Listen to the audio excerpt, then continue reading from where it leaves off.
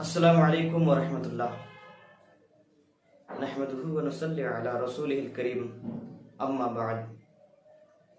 ناظرین کرام، اس سے قبل بیان کر رہے تھے فردیت حد، یعنی اگر کسی کے اوپر حج فرض ہو جائے تو اس کے لیے 5 شرطیں رکھی گئی ہیں، تو انہی میں سے 4 بیان ہو گئی ہے۔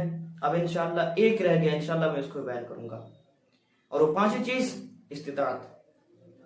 ناظرین کرام، اگر کوئی شخص استطاعت یعنی وہ مالی طاقت رکھتا ہو، جسمانی طور پر طاقت رکھتا ہو، اور آنے جانے کے اخراجات اٹھانے کی طاقت رکھتا ہو، تب اس کے اوپر حج فرض ہے۔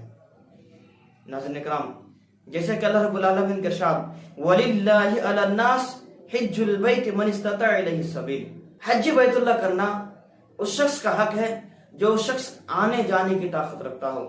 تو آپ صلی اللہ علیہ وسلم سے پوچھا گیا طاقت سے کیا مراد ہے، استطاعت سے کیا مراد ہے؟ تو آپ صلی اللہ علیہ وسلم فرمایا اس سے مراد یہ ہے کہ وہ شخص کے پاس خود کی سواری ہو یا پھر کرایہ ادا کرنے کی طاقت ہو، یعنی اگر سواری نہ ہو تو کم سے کم کرایہ ادا کر سکتا ہو، تب جا کے اس کے اوپر حج فرض ہے۔ ناظرین کرام، ایک مسئلہ اور ہے، کیا کوئی شخص ایسے حج کر سکتا ہے، یعنی اگر اس کے پاس مالی طاقت ہے لیکن جسمانی طور پر طاقت نہیں ہے، وہ کمزور ہے، وہ لاچار ہے، تو کیا یہ حج کر سکتا ہے یا نہیں؟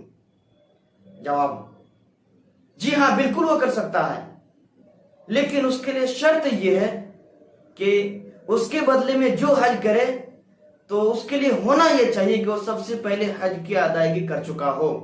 یعنی اگر کوئی شخص کسی کے بدلے میں حج کرے تو اس کے لیے لازم ہے، ضروری ہے کہ وہ شخص پہلے اپنی حج کرے۔ جیسا کہ حضرت عبداللہ ابن عباس کا بیان ہے کہ حجۃ الوداع کے موقع پر ایک عورت آئی اور آپ صلی اللہ علیہ وسلم سے دریافت کیا، اے اللہ کے رسول، میرے ماں باپ پر حج فرض ہو گیا ہے، لیکن وہ سواری کی طاقت نہیں رکھتا ہے، سواری کی قدرت نہیں رکھتا ہے، تو کیا میں اس کی طرف سے حج کر لوں؟ تو آپ صلی اللہ علیہ وسلم فرمایا نعم حجی، ہاں تم حج کر لو۔ اس حدیث سے بالکل واضح ہوا، معلوم ہوا کہ کوئی شخص کسی کی طرف سے حج کر سکتا ہے۔ اسی طرح حضرت عبداللہ ابن عباس کا بیان ہے کہ نبی کریم صلی اللہ علیہ وسلم نے ایک شخص کو یوں کہتے ہوئے سنا لبیک عن سبرمہ، تو آپ صلی اللہ علیہ وسلم نے پوچھا یہ سبرمہ کون ہے؟ تو اس نے کہا میرا بھائی یا پھر میرا رشتہ دار، یعنی راوی کو شک ہے، انہوں نے میرا بھائی کہا یا پھر میرا رشتہ دار۔ تو آپ صلی اللہ علیہ وسلم فرمایا کیا تم نے خود کی حج کر لی؟ تو انہوں نے کہا نہیں۔ تو آپ صلی اللہ علیہ وسلم فرمایا سب سے پہلے تم اپنا حج ادا کر لو، اس کے بعد تم اس کی طرف سے حج کرنا۔ ناظرین کرام، اس سے بھی بالکل یہ مسئلہ واضح ہوا کہ کوئی بھی شخص کسی کی طرف سے حج کر سکتا ہے، لیکن اس کے لیے شرط یہ کہ وہ پہلے خود حج کر لے۔ ناظرین کرام، ایک مسئلہ میں اور ایک واضح کر دوں کہ کوئی بھی عورت کے لیے اس کے محرم کے بغیر یا پھر خاوند کے بغیر سفر کرنا جائز نہیں ہے۔ اگر اس کے پاس خاوند نہیں ہے، محرم نہیں ہے، تو اس کے اوپر حج فرض نہیں ہے۔ ناظرین کرام، ان سب کے باوجود اگر کسی کے پاس مالی طاقت ہو، جسمانی طاقت ہو، تو اس کے لیے لازم ہے کہ وہ حج کرے، وہ حج کے لیے ٹال مٹول نہ کرے، کیونکہ اس کو یقین نہیں ہے کہ کل کیا ہوگا۔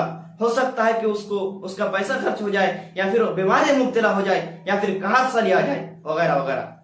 اگر کسی کے پاس یہ سب چیز موجود ہو، یعنی یہ 5 چیز موجود ہو جو بیان ہو گئی ہے، اس سے قبل 4 چیز بیان ہوئے اور آج جو استطاعت کے متعلق بیان ہوئی، اگر یہ 5 چیز اگر کسی کے اندر موجود ہو تو اس کے اوپر حج فرض ہے، لہذا اس کے لیے حج کرنا ضروری ہے۔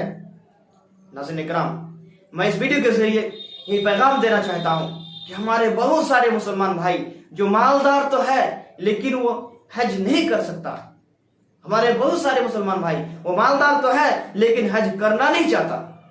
آخر یہ بھی ایک دین اسلام کا حصہ ہے، اگر آپ کے اوپر حج فرض ہو جائے، اگر آپ حج نہ کریں تو پھر آپ کے لیے وبال جان ہے۔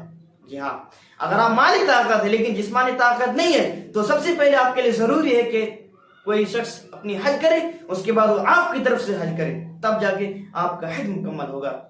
ناظرین کرام آخر میں اللہ رب العالمین سے دعا کا بارے رہا کہ ہم تمام مسلمان بھائیوں کو حج کی صحیح ادائیگی کی توفیق عطا فرمائیں اور خاص کر کے حج مبرور ادا کرنے کی توفیق عطا فرمائیں. آمین. السلام علیکم اور